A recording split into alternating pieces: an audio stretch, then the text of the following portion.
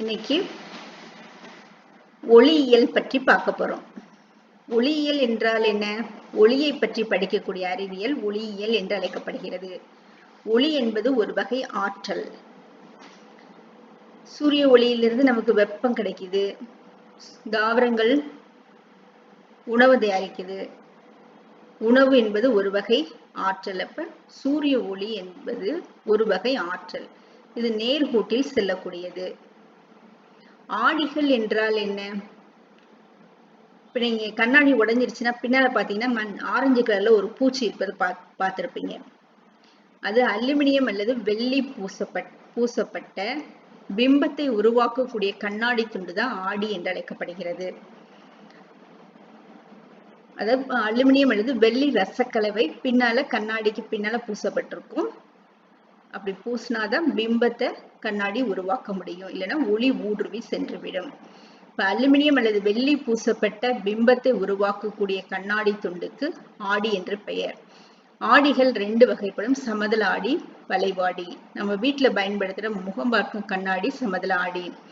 வளைவு ஆடிகள் 4 வகைப்படும்: கோளக ஆடிகள், உருளை ஆடிகள், பரவளை ஆடிகள், நீள்வட்ட ஆடிகள்.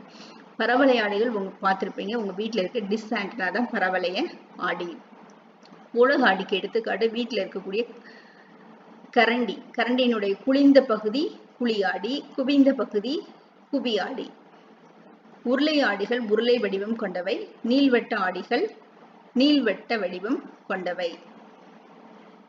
இந்த நீள்வட்ட ஆடிகள் சேட்டலைட்ல பயன்படுத்தப்படுகின்றன. ஒரு ஆடியின் வடிவமே அது உருவாக்கும் பிம்பத்தினை தீர்மானிக்கிறது. இப்ப சமதள ஆடி பொருளுக்கு சமமான அளவு கொண்ட பிம்பத்தை உருவாக்குகிறது. குழி ஆடி பெரிய பிம்பத்தை உருவாக்குகிறது. குவி ஆடி சிறிய பிம்பத்தை உருவாக்குகிறது. இப்போ ஒரு ஆடியின் வடிவமே உருவாக்கும் பிம்பத்தினை தீர்மானிக்கிறது. கோளக ஆடிகள் பற்றி பார்க்க போறோம். கோளக ஆடிகள் என்பது ஒரு கோளத்தின் பகுதியிலிருந்து வெட்டி எடுக்கப்பட்ட வளைவு ஆடி கோளக ஆடி ஆகும். கோளக ஆடிகள் 2 வகைப்படும்: ஒன்று குவி ஆடி, மற்றொன்று குழியாடி. குளிர்ந்த எதிரொலிக்கும் பரப்பு கொண்ட ஆடி குழியாடி. குவிந்த எதிரொலிக்கும் பரப்பு கொண்ட ஆடி குவியாடி. இப்ப குழி ஆடியில நம்ம வெளிப்பக்கமா வெள்ளி அலுமினிய ரசக்கலவையை பூசணும். குவி ஆடியில உட்பக்கமா வெள்ளி அலுமினிய ரசக்கலவையை பூசணும்னா நமக்கு வெளிப்புற எதிரொலிக்கும் பரப்பு கிடைக்கும். இப்ப குளிர்ந்த பரப்பில் ஒளி எதிரொலிப்பு நிகழ்ந்தால் அது குழியாடி என்று அழைக்கப்படுகிறது. இது ஒப்பனை கண்ணாடியாக பயன்படுத்தப்படுகிறது. பெரிய பிம்பங்களை உருவாக்குறதுனால ஒப்பனை கண்ணாடியாக பயன்படுத்தப்படுகிறது. குவியாடி குவிந்த எதிரொலிக்கும் பரப்பு கொண்டது. இது சிறிய பிம்பங்களை உருவாக்கக்கூடியது. வாகனங்கள்ல பின்காட்சி ஆடியாக பயன்படுத்தப்படுகிறது. பின்னால் வரும் வாகனங்களை காண இந்த ஆடி பயன்படுகிறது. பரவளைய ஆடிகள். பரவளைய ஆடிகள் குளிர்ந்த எதிரொலிக்கும் பரப்பினை கொண்டவை. இது அந்த ஆடியில் விடும் ஒளிக்கற்றையை ஒரு புள்ளியில் குவிய செய்கின்றது.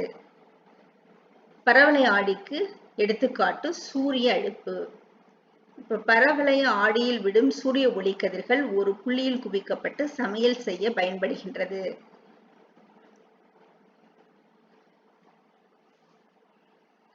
ஒரு ஆடியின் குவிய புள்ளியில் வைக்கப்படும் ஒளி மூலத்திலிருந்து வரும் ஒளிக்கற்றைகள்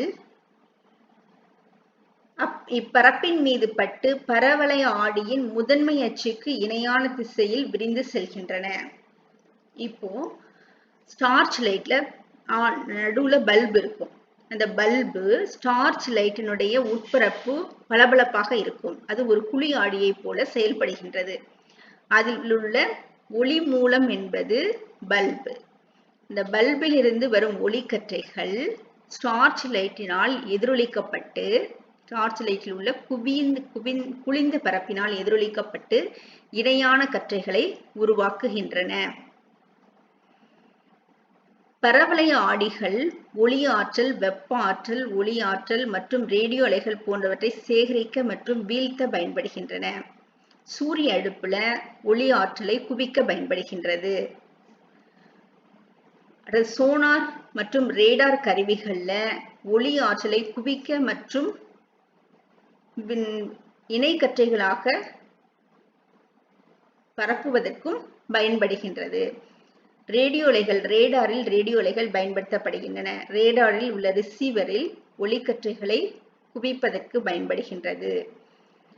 ஒளிபரப்பும் பொழுது இணைக்கற்றைகளாக விரிந்து செல்வதற்கு பயன்படுகின்றன. எதிரொலிக்கும் தொலைநோக்கிகள், ரேடியோ தொலைநோக்கிகள், ஒளிபெருக்கிகள் ஆகியவற்றில் பரவலை ஆடிகள் பயன்படுத்தப்படுகின்றன. சூரிய சமையற்கலன்கள் மற்றும் சூரிய வெப்ப சூடேற்றி ஆகியவற்றிலும் பரவலை ஆடிகள் பயன்படுத்தப்படுகின்றன.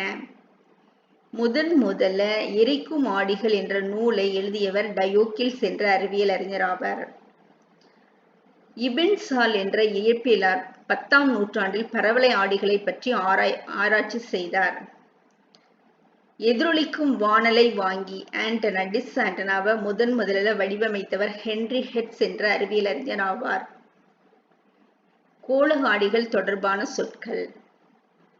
இந்த படத்தை பாருங்க. ஒரு வட்டத்தில் இருந்து வெட்டி எடுக்கப்பட்ட ஆடி கோள ஆடி என அழைக்கப்படும். இதுல குளிர்ந்த எதிரொலிக்கும் பரப்பு இருக்கு, அதனால இது குழி ஆடி. இதுல குவிந்த எதிரொலிக்கும் பரப்பு இருக்குது, அதனால குவி ஆடி என்று அழைக்கப்படுகிறது. கருப்பு கோடு தான் எதிரொலிக்கும் பரப்பு. இதுல குளிர்ந்து இருக்கிறதுனால இது குழி ஆடி, இதுல குவிந்த பகுதியில் கருப்பு கோடு இருக்கிறதுனால குவி ஆடி என்று அழைக்கப்படுகிறது. இது எந்த கோளத்தில் இருந்து ஒரு ஆடி வெட்டு எடுக்கப்படுகிறதோ அந்த ஆடியினுடைய மையம், இந்த ஆடி மையம் தான் வளைவு மையம் C என்று அழைக்கப்படுகிறது. வெட்டி எடுக்கப்பட்ட ஆடியினுடைய மையம் ஆடி மையம் என்று அழைக்கப்படுகிறது. இது P என்று அழைக்கப்படுகிறது. ஆடி மையத்திற்கும் வளைவு மையம் C-க்கும் இடையே உள்ள தூரம் வளைவு ஆரம் என்று அழைக்கப்படுகிறது. ஆடி மையம் வளைவு மையம் C இரண்டின் வழியாக செல்லக்கூடிய கோட்டிற்கு முதன்மை அச்சு என்று பெயர். முதன்மை அச்சுக்கு இணையாக வரும் ஒளிக்கதிர்கள் ஆடியில் பட்டவுடன் ஒரு புள்ளியில் குவிக்கப்படுகின்றன. அந்த புள்ளிக்கு குவிய புள்ளி அல்லது முதன்மை குவியம் என்று பெயர். இது F என்ற குறியீட்டினால் குறிக்கப்படுகின்றது. ஆடி மையத்திற்கும் இந்த முதன்மை குவியத்திற்கும் இடையே உள்ள தூரம் குவிய தொலைவு என்று அழைக்கப்படுகிறது. குவிய தொலைவு f என்ற எழுத்தால் குறிக்கப்படுகிறது. குவியம் F என்ற எழுத்தால் குறிக்கப்படுகிறது. குவிய தொலைவு f என்ற எழுத்தால் குறிக்கப்படுகிறது. குவிய தொலைவானது வளைவு ஆரத்தில் பாதியாக இருக்கும். குவிய தொலைவு வளைவு ஆரம் /2. வளைவு ஆரம் என்பது ஆடி மையத்திற்கும் வளைவு மையம் C-க்கும் P-க்கும் C-க்கும் இடையே உள்ள தூரம் வளைவு ஆரம். அதில் பாதி குவிய தொலைவு ஆகும். உங்களுக்கு 2 கணக்குகள் கொடுக்கப்பட்டிருக்கு. வளைவு ஆரம் 20 சென்டிமீட்டர், குவிய தொலைவை கண்டுபிடிக்க சொல்லியிருக்கு. வளைவு ஆரம் 20 சென்டிமீட்டர், குவிய தொலைவு F வளைவு ஆரம் /2, R/2 20/2 10 சென்டிமீட்டர். குவிய தொலைவு கொடுத்திருக்கு 2வது கணக்குல 7 சென்டிமீட்டர். வளைவு ஆரம் கண்டுபிடிக்கணும். குவிய தொலைவு 7 சென்டிமீட்டர், வளைவு ஆரம் R 2 into குவிய தொலைவு. இப்போ 2 into 7 14 சென்டிமீட்டர். கோள ஆடியில் தோன்றும் பிம்பங்கள். பிம்பங்கள் 2 வகைப்படும். ஒன்று மெய்பிம்பம், மற்றொன்று மாயபிம்பம். மெய்பிம்பங்களை திரையில் பிடிக்க முடியும்.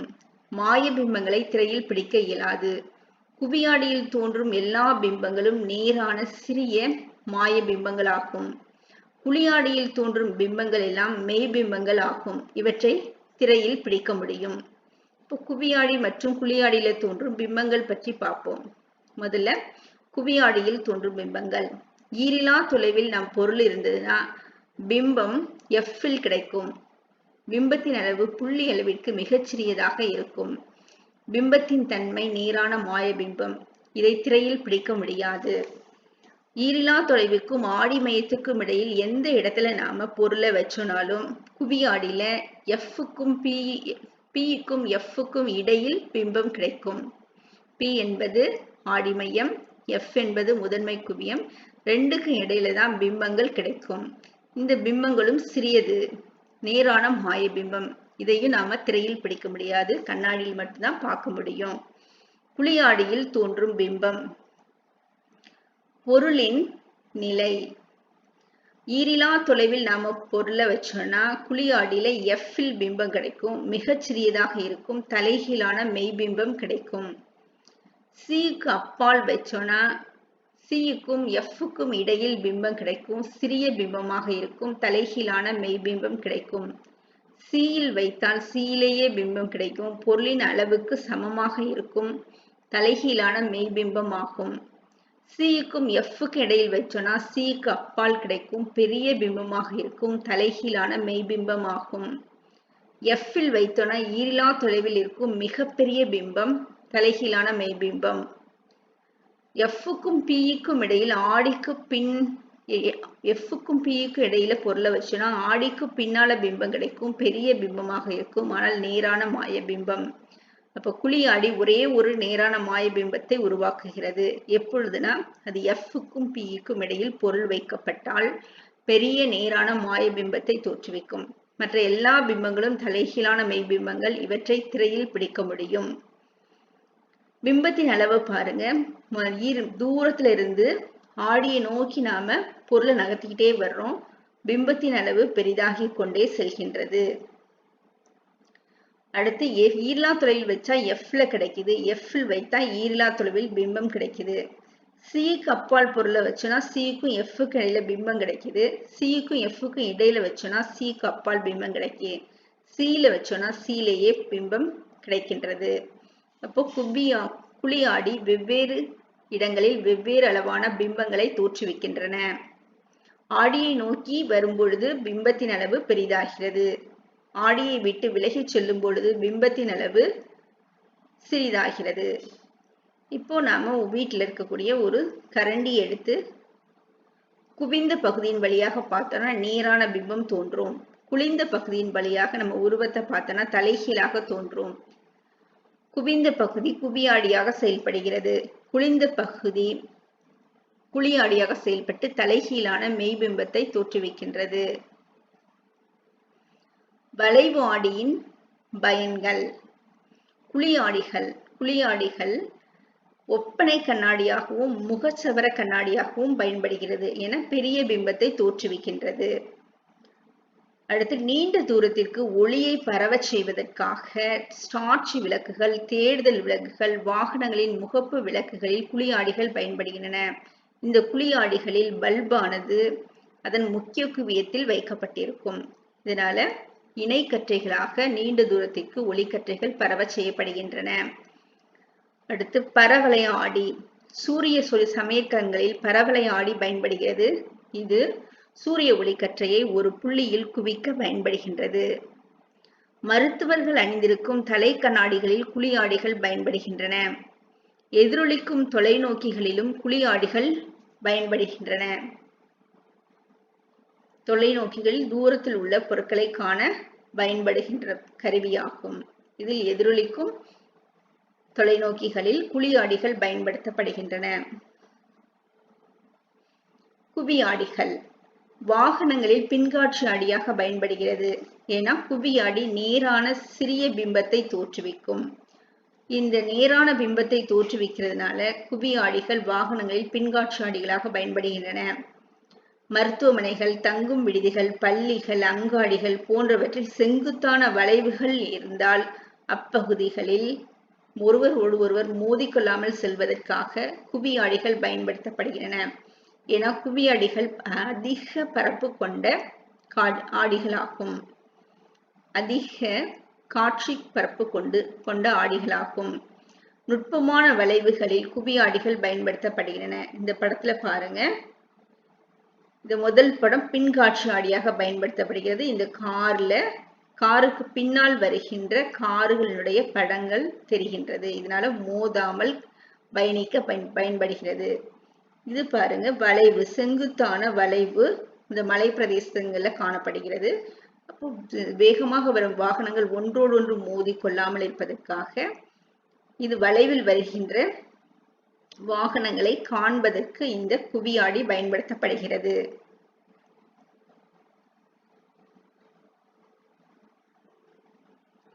ஒளி எதிரொலித்தல். பளபளப்பான பரப்பில் ஒளிக்கற்றையானது பட்டு திரும்பும் நிகழ்வு ஒளி எதிரொலித்தல் என்று அழைக்கப்படுகின்றது. ஒளி எதிரொலித்தல்ல 2 கதிர்கள் பயன்படுகின்றன. ஒன்று படுகதிர், மற்றொன்று எதிரொலிப்பு கதிர். இப்ப காற்று என்ற ஊடகத்திலிருந்து கண்ணாடியில் போய் விழுகின்ற ஒளி படுகதிர் என்று அழைக்கப்படுகின்றது. கண்ணாடியில் பட்ட ஒளி எதிரொலிக்கப்படுகின்றது. இது எதிரொலிப்பு கதிர் என்று அழைக்கப்படுகின்றது. படுகதிர் படும் புள்ளியில் கற்பனையாக வரையப்படுகின்ற செங்குத்து கோடுக்கு குத்துக்கோடு என்று பெயர். எதிரொலிப்பு விதிகள். படுகதிர், எதிரொலிப்பு கதிர், படுபுள்ளியில் வரையப்படும் குத்துக்கோடு ஆகிய அனைத்தும் ஒரே தளத்தில் அமையும். படுகோணமும் எதிரொலிப்பு கோணமும் எப்பொழுதும் சமமாக இருக்கும். இந்த படத்தை பாருங்க. இது படுகதிர். கீழே இருப்பது கண்ணாடி. கண்ணாடியில படுகின்ற கதிர் படுகதிர் என்று அழைக்கப்படுகிறது. இது கண்ணாடியில் படும் புள்ளி படுபுள்ளி என்று அழைக்கப்படும். அதிலிருந்து வரையப்படுகின்ற செங்குத்து கோடுக்கு குத்துக்கோடு என்று பெயர். இது எதிரொலித்த கதிர். படுகதிருக்கும் குத்துக்கோட்டுக்கும் இடையே உள்ள கோணம் படுகோணம் I. குத்துக்கோட்டுக்கும் எதிரொலிப்பு கதிருக்கும் இடையே உள்ள கோணம் R. படுகதிர், குத்துக்கோடு, எதிரொலிப்பு கதிர் இவை ஒரே தளத்தில் அமைகின்றன. இது முதல் விதி. இரண்டாவது விதி, படுகோணம் ஐயும் விலகு கோணம் எதிரொலிப்பு கோணம் ஆறும் சமமாகும். வெள்ளி மிகச்சிறந்த எதிரொலிப்பு பொருளாக இருப்பதால் கண்ணாடிகளில் மெல்லிய படலமாக பூசப்பட்டு முகம் பார்க்கும் கண்ணாடியாக பயன்படுத்தப்படுகின்றன. எதிரொலிப்பின் வகைகள். எதிரொலிப்பு 2 வகைப்படும். ஒன்று ஒழுங்கான எதிரொலிப்பு, மற்றொன்று ஒழுங்கற்ற எதிரொலிப்பு. எதிரொலிப்புக்கு பின் ஒளிக்கதிர்கள் ஒன்றுக்கொன்று இணையாக சென்றால் அது ஒழுங்கான எதிரொலிப்பாகும். ஒழுங்கான எதிரொலிப்பில் படுகோணமும் எதிரொலிப்பு கோணமும் சமமாக இருக்கும். தெளிவான பிம்பத்தை தோற்றுவிக்கும். ஒழுங்கான எதிரொலிப்புக்கு எடுத்துக்காட்டு சமதள ஆடியில் உருவாகும் எதிரொலிப்பு, நம்ம வீட்டில் பயன்படுத்துகின்ற கண்ணாடி. மற்றொன்று நிலையான தண்ணீரில் ஏற்படும் எதிரொலிப்பு. உங்களுக்கு படத்துல கொடுத்திருக்கிறது நிலையான தண்ணீரில் ஏற்படும் எதிரொலிப்பு தெளிவான பிம்பத்தை தோற்றுவிக்கின்றது. ஒழுங்கற்ற எதிரொலிப்பு. சுரசுரப்பான பகுதிகளில் ஏற்படும் எதிரொலிப்பு ஒழுங்கற்ற எதிரொலிப்பு என்று அழைக்கப்படும். ஒழுங்கற்ற எதிரொலிப்பு வெவ்வேறு கோணத்தில் ஒளிக்கதிர்கள் எதிரொலிக்கப்படும். படுகோணமும் எதிரொலிப்பு கோணமும் சமமாக இருக்காது. தெளிவான பிம்பம் கிடைப்பதில்லை. சுவரின் மீது ஏற்படும் எதிரொலிப்பு. இந்த படத்துல பாருங்க, ஓடுற தண்ணீர்ல பிம்பம் உருவாயிருக்கு, ஆனா தெளிவற்ற பிம்பமாக இருக்கிறது. இது ஒழுங்கற்ற எதிரொலிப்புக்கு எடுத்துக்காட்டாகும். பன்முக எதிரொலிப்பு. இப்போ இங்க ரெண்டு கண்ணாடி 90 டிகிரி கோணத்துல வைக்கப்பட்டிருக்கு. ஒரு ஆரோ மார்க் குறிக்கப்பட்டிருக்கு. இங்க 3 பிம்பங்கள் கிடைக்கிறது. ஒரு பொருளுக்கு 3 பிம்பங்கள் கிடைப்பதுதான் பன்முக எதிரொலிப்பு என்று அழைக்கப்படுகிறது.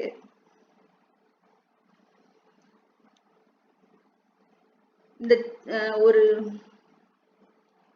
பன்முக எதிரொலிப்பில் தோன்றும் பிம்பங்களின் எண்ணிக்கையானது கண்ணாடிக்கு இடைப்பட்ட கோணத்தின் மதிப்பை சார்ந்தது. பன்முக எதிரொலிப்பில் தோன்றும் பிம்பங்களின் எண்ணிக்கையை கண்டுபிடிப்பதற்கு பயன்படும் வாய்ப்பாடு 360 டிகிரி பை தீட்டா -1. கண்ணாடிகளுக்கு இடைப்பட்ட கோணத்தின் மதிப்பு குறையும் பொழுது பிம்பங்கள் அதிக எண்ணிக்கையில் கிடைக்கின்றன. கண்ணாடி ஒன்றுக்கொன்று இணையாக வைக்கும் பொழுது எண்ணிலடங்கா பிம்பங்கள் தோன்றுகின்றன. இப்போ ஒரு கணக்கு கொடுத்திருக்காங்க. 2 கண்ணாடிக்கு இடைப்பட்ட கோணம் 90 டிகிரி எனில் எத்தனை பிம்பம் கிடைக்கும்? சாய்வு கோணம் 90 டிகிரி. பிம்பங்களின் எண்ணிக்கை காண்பதற்கான வாய்ப்பாடு 360 pi theta -1. 360 pi 90 degree -1 equal to 4 -1 equal to 3. Kaleidoscope. Kaleidoscope பன்முக எதிரொலிப்பு தத்துவத்தில் செயல்படுகிறது. ஒரு கலெக்டாஸ்கோப்பை எப்படி உருவாக்குறதுன்னு பார்ப்போம். 3 சமதள ஆடிகளை எடுத்துக்கொள்ளணும். அந்த 3 சமதள ஆடிகளையும் சமமக்க முக்கோண வடிவில் அமைக்க வேண்டும். அந்த ஆடிகளை ஒரு அட்டை தாளை கொண்டு மூட வேண்டும். இது மாதிரி ஆடிகளை சுற்றி அட்டை தாளை கொண்டு மூடிடணும். ஒரு புறத்துல ஒரு ஒரு புறத்தில் அந்த துவாரத்தை மூடி அதுல ஒரு சிறிய துளை மட்டும், ஒளிக்கதிர் செல்வதற்கு ஒரு சிறிய துளை மட்டும் போடணும். உள்ள வளையல் துண்டுகள், கலர் கலரான மணிகள் ஆகியவற்றை போடணும். இன்னொரு பக்கத்தின் வழியாக அந்த அந்த அந்த வட்ட பகுதியை மூடி ஒரு சிறிய துளை வழியாக, பார்ப்பதற்கு ஒரு சிறிய துளையை இடணும். இந்த சிறிய துளை வழியாக நம்ம பார்க்கும்போது உள்ள இருக்கக்கூடிய 3 சமதள கண்ணாடிகளிலும் பிம்பங்கள் எதிரொலித்து எண்ணற்ற வடிவங்களை உருவாக்கும். இது மாதிரி பூ போன்ற வடிவங்களை உருவாக்குகிறது. இது பன்முக எதிரொலிப்பினால் நிகழ்கிறது. பெரிஸ்கோப் நீர்மூழ்கி கப்பல்களுக்கு மேலாக உள்ள பொருட்களை காண பயன்படும் கருவியே பெரிஸ்கோப் ஆகும்.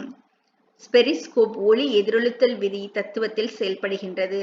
இதில் 2 ஆடிகள் 45 டிகிரி கோணத்தில் வைக்கப்பட்டுள்ளன. பெரிஸ்கோப்பினுடைய படத்தை பாருங்க. மேல 45 டிகிரி கோணத்துல ஒரு சமதள ஆடி வைக்கப்பட்டிருக்கு, அல்லது முப்பட்டகம் வைக்கணும். அதே மாதிரி கீழே 45 டிகிரி கோணத்தில் மற்றொரு கண்ணாடி அல்லது முப்பட்டகத்தை வைக்க வேண்டும். இப்ப இந்த சுவருக்கு கீழே இருந்து நாம பார்க்கிறோம். மேல இருக்கக்கூடிய மரத்திலிருந்து வருகின்ற ஒளிக்கற்றையானது முதல் ஆடியில் செங்குத்தாக எதிரொலிக்கப்பட்டு 2வது ஆடியில் விழுகிறது. பிறகு 2வது ஆடியில் செங்குத்தாக எதிரொலிக்கப்பட்டு கிடைமட்டமாக சென்று நம் கண்களை அடைகின்றது. இப்போ நாம மேல இருக்கக்கூடிய மரத்தை கீழே இருந்து பார்க்க முடிகின்றது. பெரிஸ்கோப்பின் பயன்கள்: நீர்மூழ்கி கப்பல்களை வழி நடத்துவதற்கும், கடல்களுக்கு மேல்பரப்பில் உள்ள பொருட்களை காணவும் நீர்மூழ்கி கப்பல்களில் பெரிஸ்கோப் பயன்படுத்தப்படுகிறது. பதுங்கு குழிகளுக்குள் இருந்து கொண்டு இராணுவத்தினர் குறிபார்ப்பதற்கும் சுடுவதற்கும் பெரிஸ்கோப் பயன்படுகிறது. தடை செய்யப்பட்ட இராணுவ பகுதிகளுக்குள் செல்லாமல் பெரிஸ்கோப்பின் மூலம் படம் எடுக்க முடிகிறது. உடல் உள் உறுப்புகளை பார்ப்பதற்கு ஒளி இழை பெரிஸ்கோப்புகள் பயன்படுத்தப்படுகின்றன. எண்டோஸ்கோப்கள்ல ஒளி இழை பெரிஸ்கோப் பயன்படுத்தப்படுகிறது. இது நீர்மூழ்கி கப்பல். இது நீர்மூழ்கி கப்பல்ல உள்ள பெரிஸ்கோப் மூலமாக கடல் மட்டத்துக்கு மேலே உள்ள பொருட்களை எல்லாம் பார்க்க முடிகின்றது.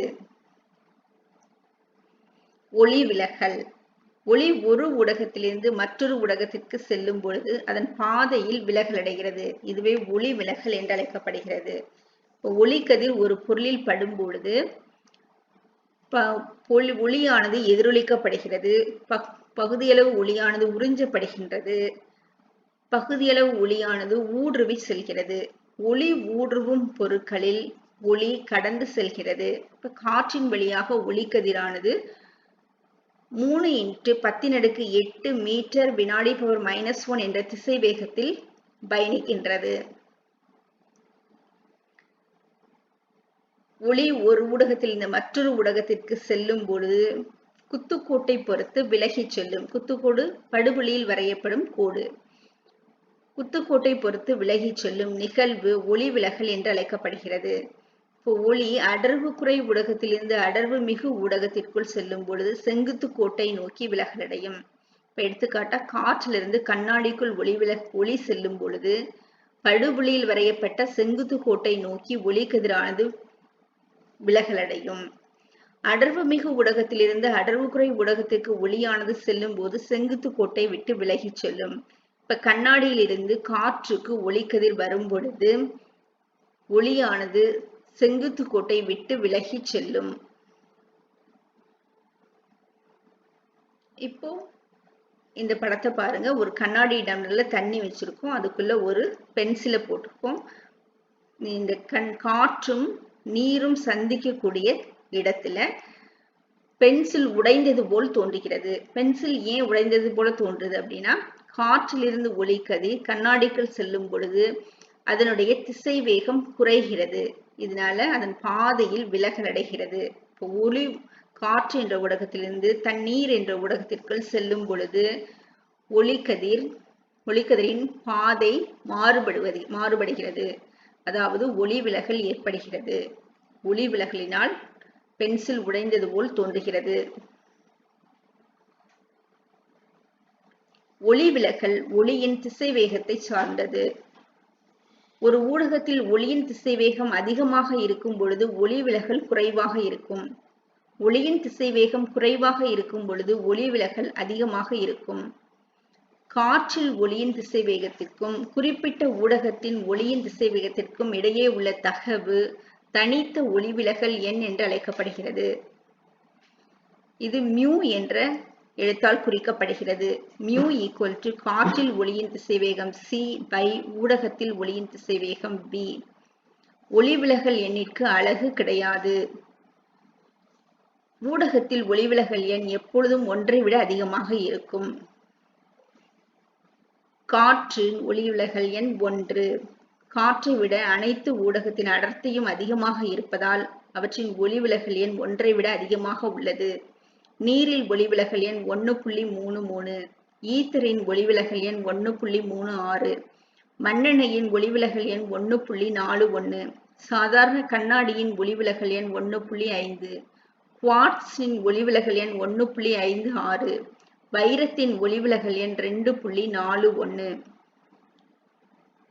ஒரு ஊடகத்தை பொறுத்து மற்றொரு ஊடகத்தின் ஒளிவிலகல் எண்ணை எப்படி காண்பது? 1 என்பது முதல் ஊடகம், 2 என்பது இரண்டாவது ஊடகம். 1μ2 இரண்டாவது ஊடகத்தின் தனித்த ஒளிவிலகல் எண். தனித்த ஒளிவிலகல் எண் என்பது காற்றுக்கும் அந்த ஊடகத்திற்கும் இடையே உள்ள ஒளிவிலகல் எண். முதல் ஊடகத்தின் தனித்த ஒளிவிலகல் எண். இப்ப நாம தண்ணீரும் மண்ணெண்ணையும் எடுத்துக்கிடுவோம். இரண்டாவது ஊடகம் மண்ணெண்ணெய், முதல் ஊடகம் தண்ணீர். 1μ2 இரண்டாவது ஊடகத்தின் தனித்த ஒளிவிலகல் எண் c/v2. முதல் ஊடகத்தின் தனித்த ஒளிவிலகல் எண் c/v1. இப்ப கீழே உள்ளதை தலைகீழியா போட்டோம்னா c/v2 × v1/c வரும். c கேன்சல் ஆகிரும். மீதம் இருப்பது v1/v2. இப்போ 1μ2 = v1/v2. முதல் ஊடகத்தில் ஒளியின் திசைவேகத்திற்கும் இரண்டாவது ஊடகத்தில் ஒளியின் திசைவேகத்திற்கும் இடையே உள்ள தகவின் மூலம் நாம் ஒளிவிலகல் எண்ணை கண்டறியலாம். காற்றில் ஒளியின் திசைவேகம் 3 × 10⁸ மீட்டர் வினாடி ⁻⁻1. ஊடகத்தில் ஒளியின் திசைவேகம் 2 × 10⁸ மீட்டர் வினாடி ⁻⁻1. ஒளிவிலகல் எண்ணை கண்டுபிடிக்கணும். நாம பயன்படுத்த வேண்டிய வாய்ப்பாடு ஒளிவிலகல் எண் μ = காற்றில் ஒளியின் திசைவேகம் c by ஊடகத்தில் ஒளியின் திசைவேகம் v. காற்றில் ஒளியின் திசைவேகம் 3 × 10⁸. ஊடகத்தில் ஒளியின் திசைவேகம் 2 × 10⁸. 10⁸ 10⁸ கேன்சல் ஆகிறது. மீதம் இருப்பது 1.5. மற்றொரு கணக்கு பாருங்க. இங்கே ஒளிவிலகல் எண் தனித்த ஒளிவிலகல் எண் கொடுத்திருக்கு. நீரின் தனித்த ஒளிவிலகல் எண் 4/3. கண்ணாடியின் தனித்த ஒளிவிலகல் எண் 3/2. இப்ப நீரின் ஒளிவிலகல் எண்ணை பொறுத்து கண்ணாடியின் ஒளிவிலகல் எண்ணை காண்க. நீர் மியூ கண்ணாடி. கண்ணாடியின் ஒளிவிலகல் எண் by நீரின் ஒளிவிலகல் எண். கண்ணாடியின் ஒளிவிலகல் எண் 3/2. நீரின் ஒளிவிலகல் எண் 4/3. 4/3 தலைகீழியா போட்டோம்னா 3/4 வரும். இப்போ 3 × 3 9, 4 × 2 8. 9ஐ 8ஆல வகுத்தோம்னா 1.125 என்று ஒளிவிலகல் எண் கிடைக்குது. ஒளிவிலகலுக்கான ஸ்னெல் விதி. 2 விதி உங்களுக்கு கொடுக்கப்பட்டிருக்கு. ஒளிவிலகல் விதி. 1 படுகதிர், விலகுகதிர் அவை சந்திக்கும் புள்ளியில் வரையப்பட்ட குத்துக்கோடு ஆகிய அனைத்தும் ஒரே தளத்தில் அமையும். இந்த படத்தை பாருங்க. பச்சை கோடு படுகதிர், சிவப்பு கோடு விலகுகதிர், இந்த கருப்பு கோடு படுபுள்ளியில் வரையப்பட்ட செங்குத்து கோடு. மூன்றும் ஒரே தளத்தில் அமைந்திருக்கிறது. ஸ்னெல் விதி. படுகோணத்தின் சைன் மதிப்பிற்கும் விலகு கோணத்தின் சைன் மதிப்புக்கும் உள்ள தகவு ஒளிவிலகல் எண்ணிற்கு சமமாகும். இது ஒரு மாறிலி ஆகும். sin i by sin r = μ.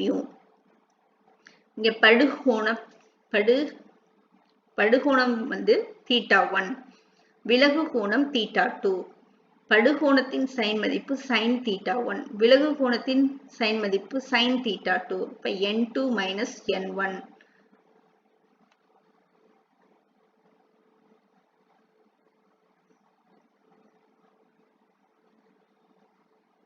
அடுத்து இந்த செயல்பாடை பாருங்க. நம்ம ஒரு முப்பட்டகத்தை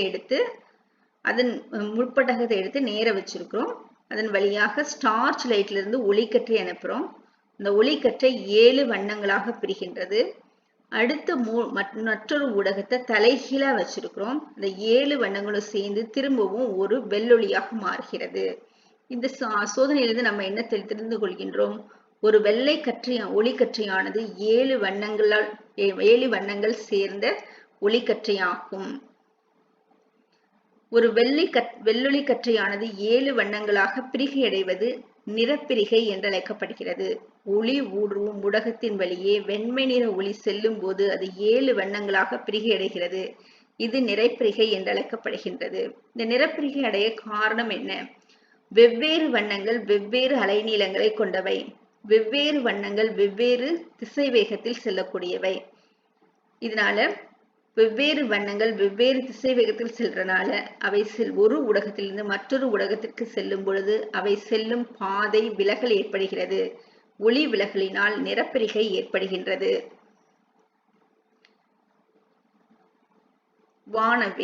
வானவில் எப்படி தோன்றுது? வானவில் சூரியன் இருக்கும் திசைக்கு எதிர் திசையில் தோன்றும். எதிர் திசையில் உள்ள மேக கூட்டங்களின் வழியாக ஒளிக்கதிர் செல்லும் பொழுது 45 டிகிரி கோணத்தில் விழும் பொழுது நீர்த்துளிகளின் வழியாக ஒளிக்கற்றை முழு அக எதிரொலிப்பு அடைந்து 7 வண்ணங்களாக பிரிகை அடைகிறது. இதனால் வானவில் உருவாகின்றது.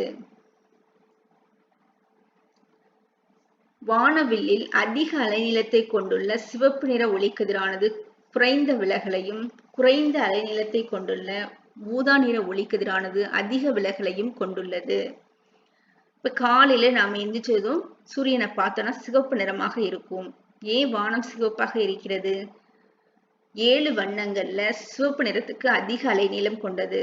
மற்ற ஒளிக்கதிர்கள் எல்லாம் சிதறடிக்கப்பட்டு விடுகின்றன. எனவே வானம் சிவப்பு நிறமாக தோன்றுகிறது. வானத்தை பார்த்தோம்னா நீல நிறமாக தெரிகிறது. ஏன்? சிவப்பு நிறம் குறைந்த அலைநீளம் கொண்டது. அதிகமாக விலகலடையும் சிதறடிக்கப்படும் தன்மை கொண்டது. குறைந்த அலைநீளம் கொண்டதனால வானத்தில் உள்ள தூசு துகள்களால் சிதறடிக்கப்படுகின்றன. இதனால் வானம் நீல நிறமாக தெரிகின்றது. கடல் நீல நிறமாக தெரிவது ஏன்? வானத்தின் நீல நிறம் பிரதிபலிக்கப்படுவதால் கடல் நீல நிறமாக தோன்றுகிறது. Thank you.